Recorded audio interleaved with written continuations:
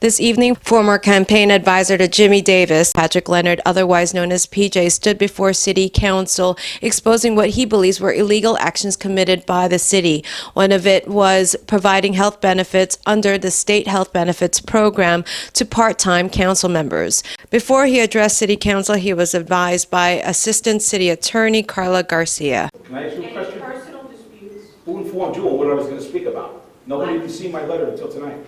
So how do you know that? I'm just advising you. I don't know what you're going to Do you advise every employee that comes from the city to speak like that? Or just me? Quite honestly, you're the first employee that I've been here for that has asked to speak for the city. Right. So I am advising you. Additionally, you're aware that there are ongoing issues. The city law department is aware of ongoing issues. I am advising you as a courtesy to you because you are a city employee.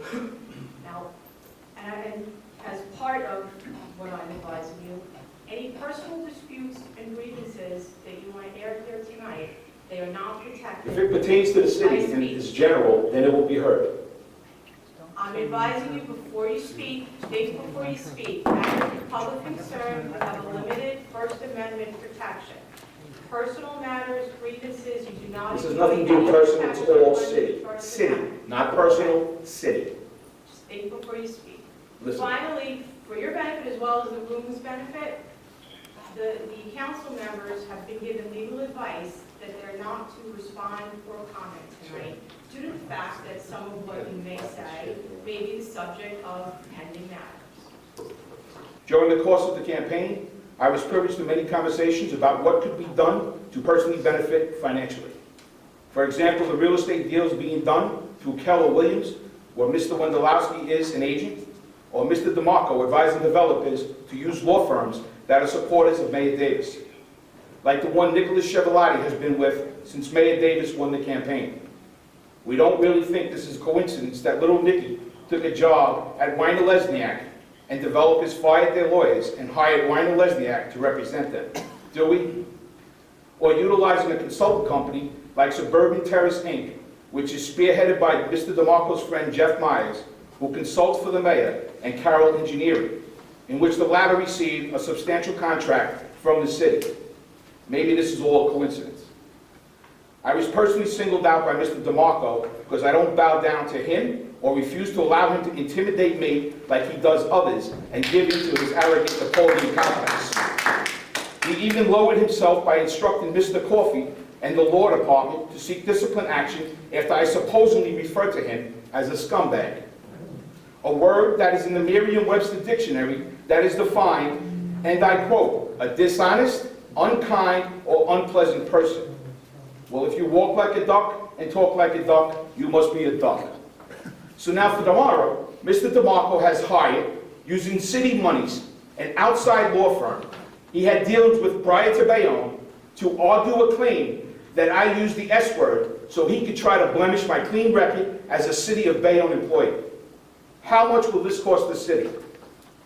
Does anybody know? Is there any other avenues to utilize these monies? Some will say I am complaining and exposing all the wrongdoings of City Hall because I am not given the salary I was promised. Well, that's half true. I was only seeking a salary that someone can live on. I was originally promised by the mayor to receive $50,000 to handle constituent services back in November 2013. Prior to Mr. DeMarco entering the campaign. A job that the last administration paid the employee $75,000.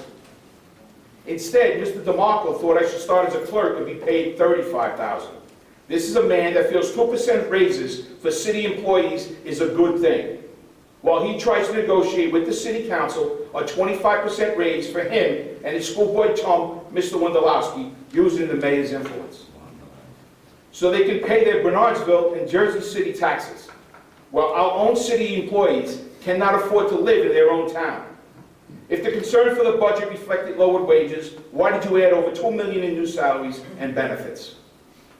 After reading on NJ.com about the city of Kearney illegally paying benefits to part-time council against state statute, I made protected communications to the state of New Jersey. Civil service that part-time council members in the city of Bayonne were receiving illegal health benefits. Repayment was not been made. Will these premiums be paid back to the city? Mr. DeMarco, do we know the law? Is this why other city workers have been penalized? Because in the words of the front office, PJ made this happen. Last but not least, I may protect the communications involving an engineering firm's 5,000 unreported cash contribution given to Mr. DeMarco to assist with the Davis election campaign. The engineering campaign in return received a professional service contract with the city of Bayonne. So I guess you could pay to play if giving it to the right person. To the council, I ask you to step up and correct these wrongdoings and start to realize what is really going on here. Council members were advised not to respond or comment on any of PJ's statements. Andrew Casillas, Mayor Davis's chief of staff, told Hudson County View that they did receive a notice from the State of New Jersey Department of Community Affairs asking to cease in providing health benefits to part-time council members. Casillas also told Hudson County View that he didn't know what Leonard was referencing regarding a $5,000 unreported contribution to DeMarco. This is Jeanette Josu, Hudson County View, the eye of the community.